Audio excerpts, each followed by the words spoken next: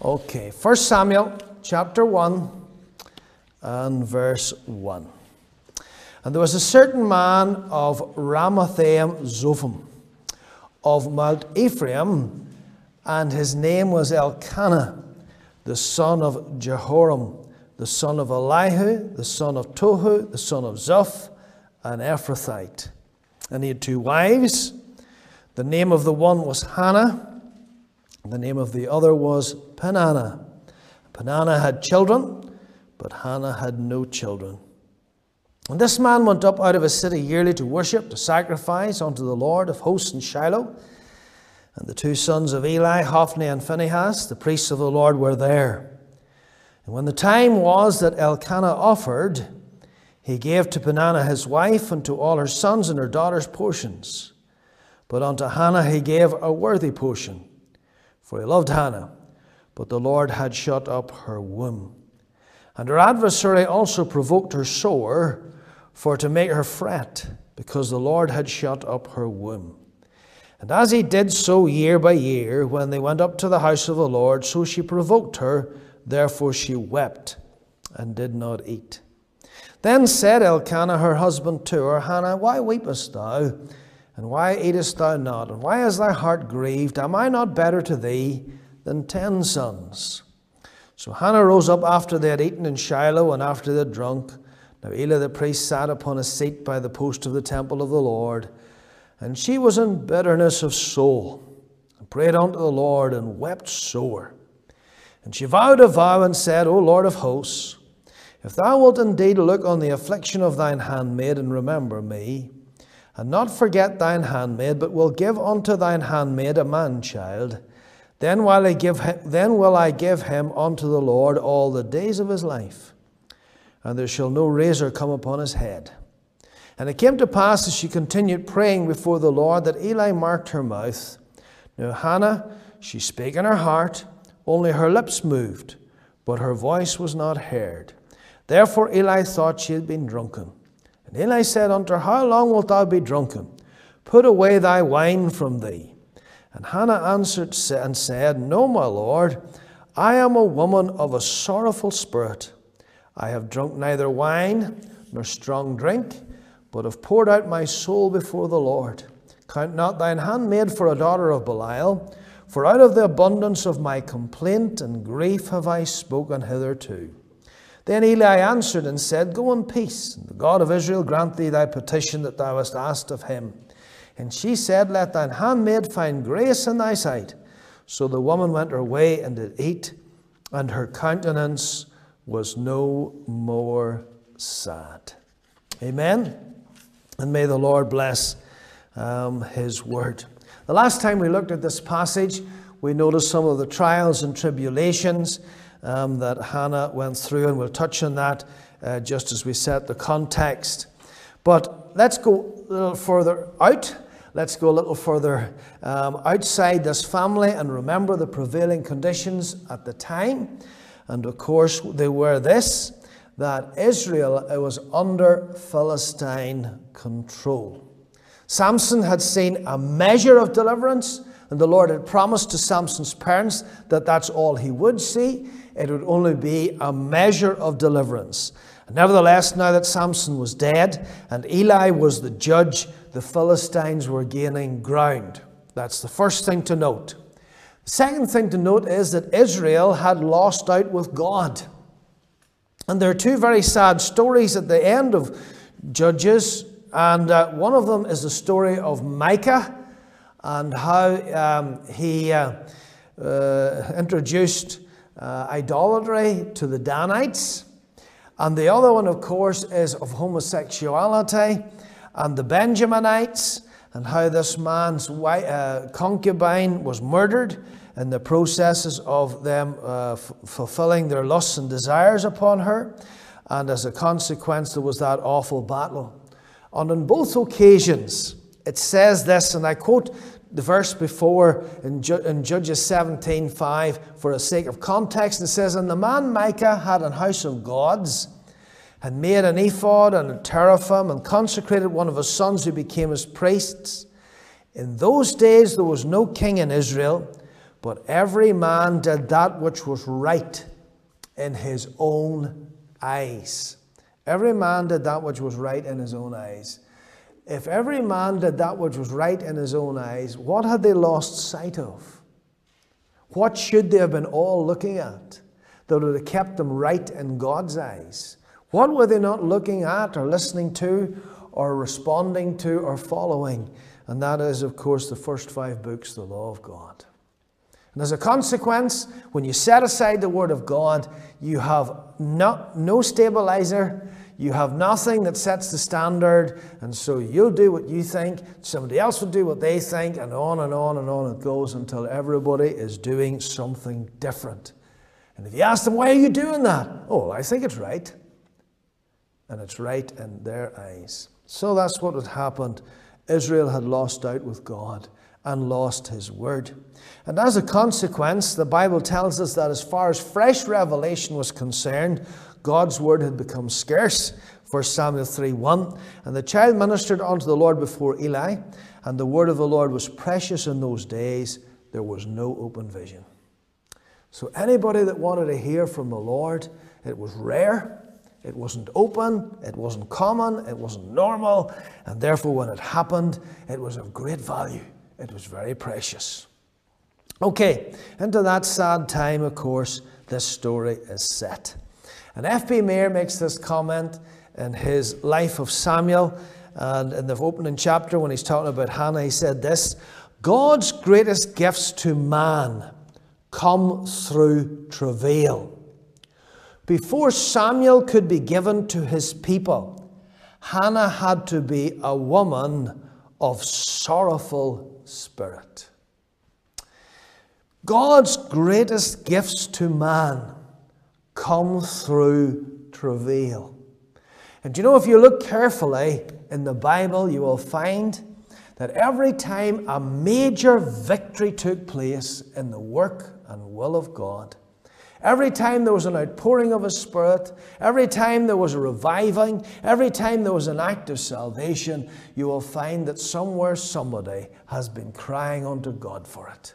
If you go down through the annals of church history, if you follow the story of the church and you travel from different country to country, from continent to continent, and you look to see what has happened, you will find that behind every significant move of God, there's been a man or woman or man or woman of travail. And of course, we have immortalized the story of the Kells Four and the 1859 revival. And of course, that was preceded in 1857 by the prayer revival there in Fulton Street in America. And, men and women who cried unto God. Men and women who cried unto God. Well, why did this woman pray? And of course, the circumstances that I'm going to mention once again were not of her making. But what she did with those circumstances is something that was of her making and can be of our making too when we deal with difficult circumstances. First of all, of course, the first problem she was dealing with was polygamy. And as I said last time, if Elkanah had gone before the Lord and said, Lord, what would be your precious will for my life? Would you like me to have 2 wives? I think I know what the answer of the Lord would have been. 1 would be sufficient. And the second problem, of course, was favoritism. Because Elkanah very distinctly and definitely showed favoritism, which then would lead to the third problem, which was jealousy. And Peninnah was very jealous of the love that Elkanah showed towards her husband. And then fourthly, of course, was barrenness. She had no children, and Peninnah used that to great effect and to bring great hurt. And was this godly woman Hannah, and obviously of childbearing age, so she wasn't an older woman or even a middle-aged woman or anything else, was this godly younger woman immune from all those pressures? Absolutely not. Look at her soul. It mentions her soul, which is her earthly response, the response that you and I would have seen if we'd have been there watching her. and her spiritual response, the response that God was witnessing as he looked upon this lady and her life. And so we find in verse 10 it says, and she was in bitterness of soul. She was in bitterness of soul, and prayed unto the Lord and wept sore. Okay? So did her circumstances make her smile and say, oh, it's not a problem to me? No, they hurt. They stung. Stung to the point that she was really, really bitter of soul. Okay? Can a Christian be bitter? Well, there we have it. She was bitter of soul. Verse 15, and it says, and Hannah answered and said, no, my Lord, I am a woman of sorrowful spirit. That's the next thing that I notice about her. So she was in bitterness of soul. That's on the emotional level, the level that you and I would see. But when it came to that which was interacting with God, she said, I am a woman of sorrowful spirit. My spirit is just filled with sorrow. Okay. Now, it's what happened next that's critically important. And I want you to remember, of course, that this wasn't an issue of a day. This wasn't the issue of a week. This was an issue that had been going on for years, because Hannah had no children, and the Bible tells us that Peninnah had a number of children. And it takes 9 months to have a child. So if she had a number of children, then you can multiply that by 9 months and realize that this problem was quite a significant problem. It was quite a significant problem. So what did Hannah do with it?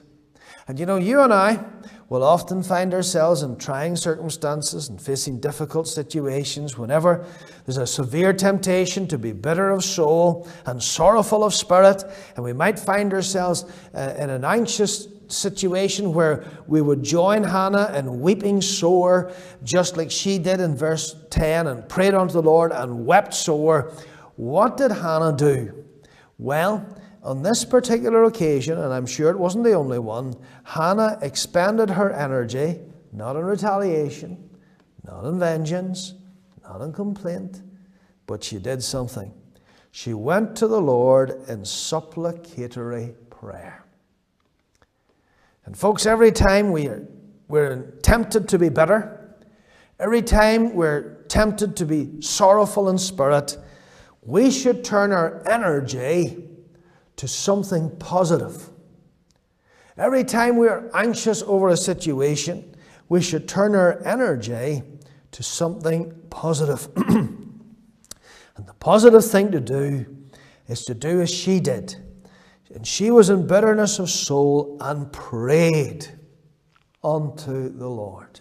I used the word supplicatory because the word supplication is used in the Bible, and it means prayer with emotion, prayer with passion, prayer with tears, prayer with a trembling voice, prayer with the, oh, that thou would do something, prayer with the agony, prayer that really labors. The story is told that W.P. Nicholson was involved in a gospel mission in one of the two big universities in England.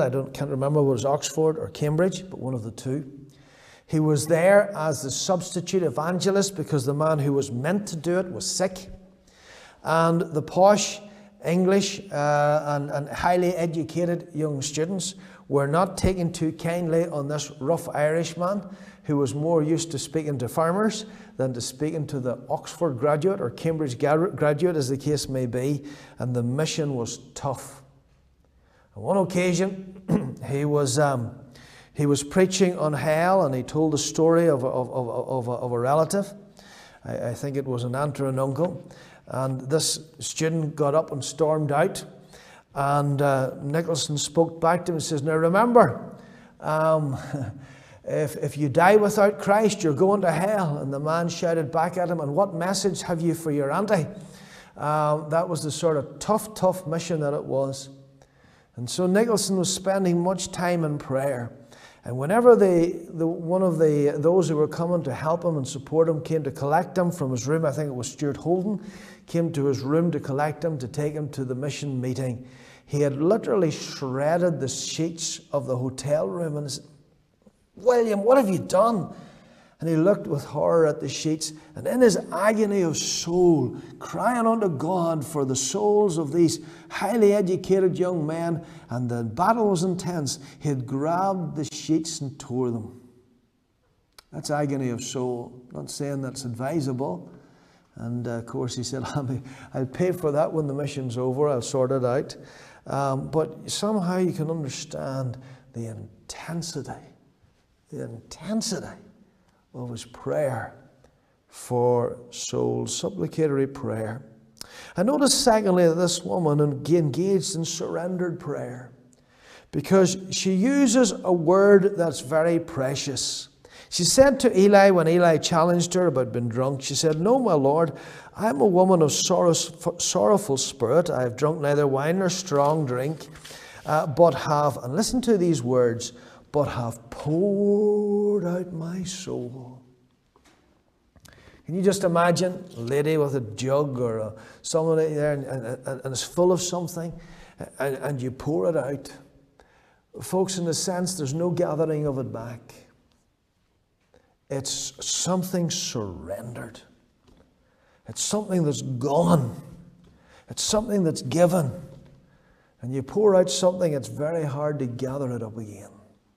In fact, it's impossible. And she said, as far as I'm concerned, what I'm praying for is the surrendered prayer of my heart. I'm pouring it out.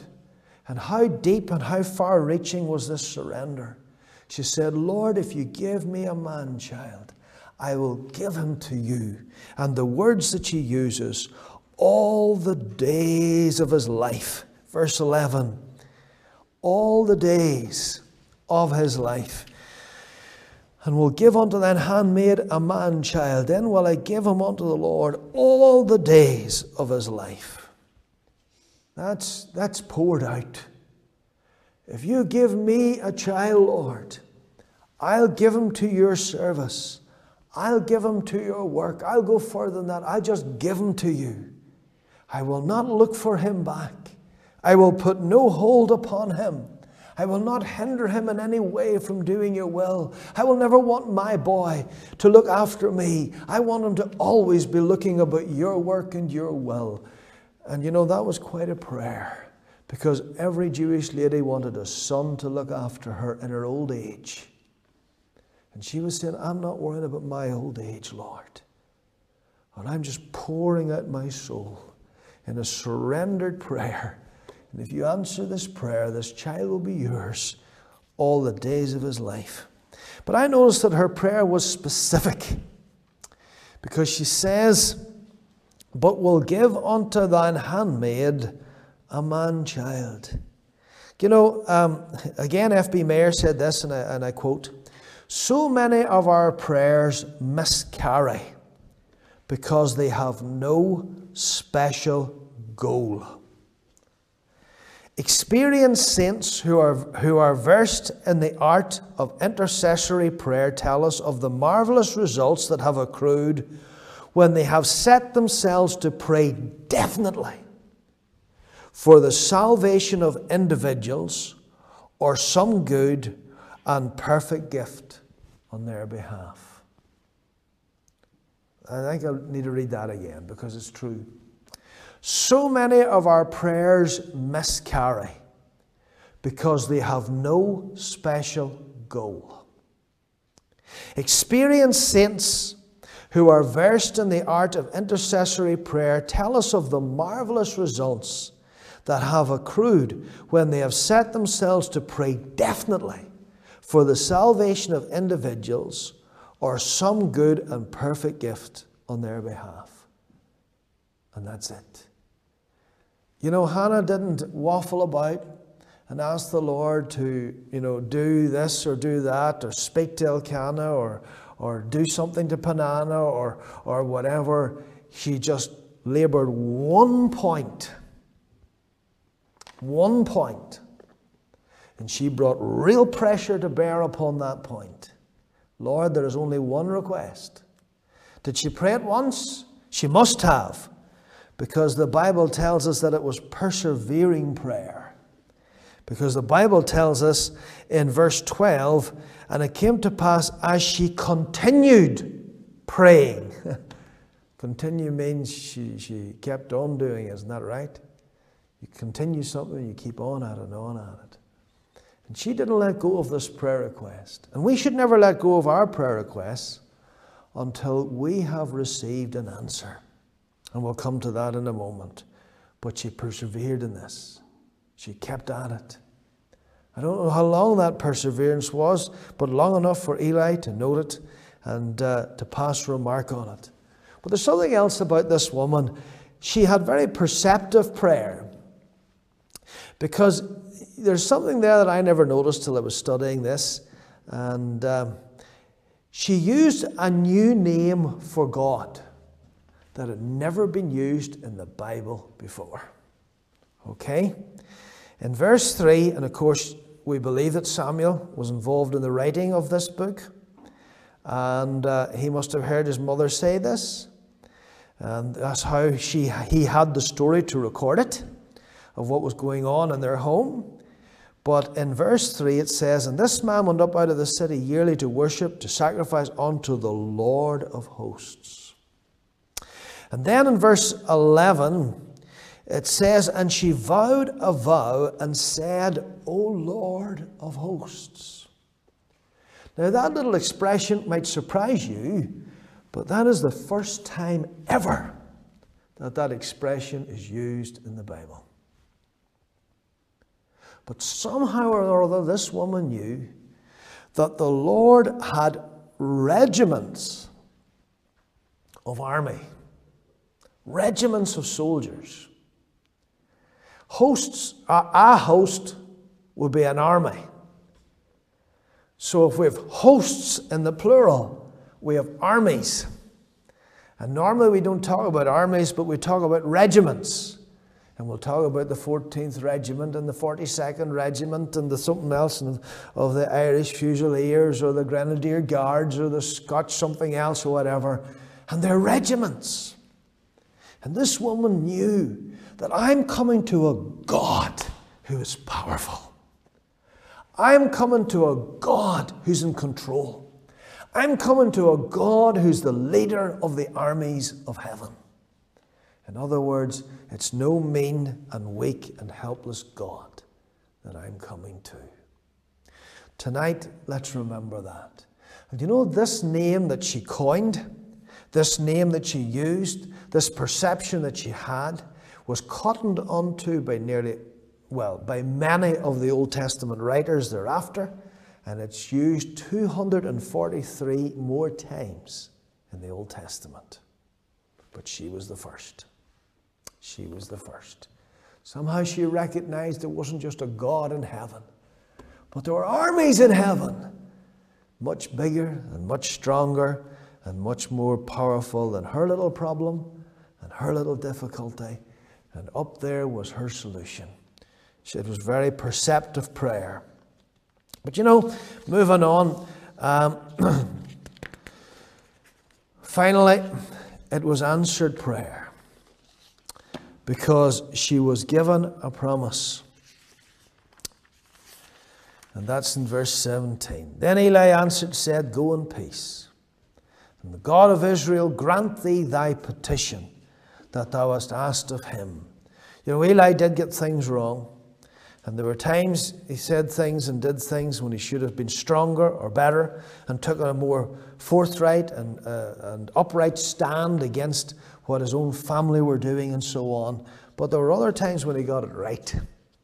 His advice to Samuel was correct advice. When the Lord speaks again, say, speak, Lord, for thy servant heareth.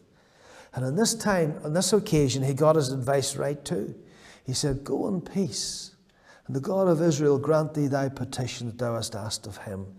And you know, it is a wonderful thing that when a person, a broken-hearted lady like Hannah, or any other individual coming with a similar heartbreak, is as broken before God and remains before God and doesn't leave before God as a time to answer them, that God will somehow or other make clear to them his will. It might be a backslidden high priest, but it could be somebody else. And there are not many backslidden high priests in this country, but thank God he has many, many other servants, those that he's more than capable of speaking to, or in some other way of revealing his will and making us appreciate that I've heard your prayer and I've answered. And as I said, I might have used the word finally before, but this is finally. It was believing prayer. Because in verse 18 it says, so the woman went her way and did eat, and her countenance was no more sad. 3 things there. Here's a lady, and she's continued in prayer. Here's a lady, she has been pointed in her prayer. One prayer request, very specific. Here is a lady, and in her prayer she's perceived that there's a powerful God up in heaven who is able to answer prayer and to turn this situation around and change this situation that she was in by working and doing what only God could do. And whenever she had heard from the Lord that the Lord had answered, the Bible tells us she did 3 things, which tell me that she believed. She left, she ate, and maybe the third one might be the simplest, but definitely the most profound. She was no longer sad. And it says, in her countenance, her face was no more sad. You know, when a man or woman encounters God and they know that God has heard, she didn't have this man-child. She wasn't going to have the man-child for a wee while yet. But as far as she was concerned, she had him in her heart. She had him in her heart. She had got the answer. God was going to do something. God was going to break through. God was going to bless. God was going to speak. And we thank God for that. She went away confident that the Lord was going to do it. And so let's come before the Lord again tonight. And you know your own heart. You know what is breaking your heart. You know what's making you feel akin to being like Hannah and burdening you in a way like Hannah was burdened. You know what it is you have to come before the Lord with. Well, if you come to the Lord with it in the same way she did, the same God is up in heaven, unchanged, unchangeable, and just as willing to answer as he was back then. So let's come before him. Amen. Well, let's, as we come to the prayer request tonight, first of all, again I say, I'm very grateful to everyone who carried extra responsibility when I was away, leading, looking after those who came to speak, those who did speak, and so on. We deeply appreciate that. And of course, in praising God, I want to thank the Lord for the birth of little Abigail.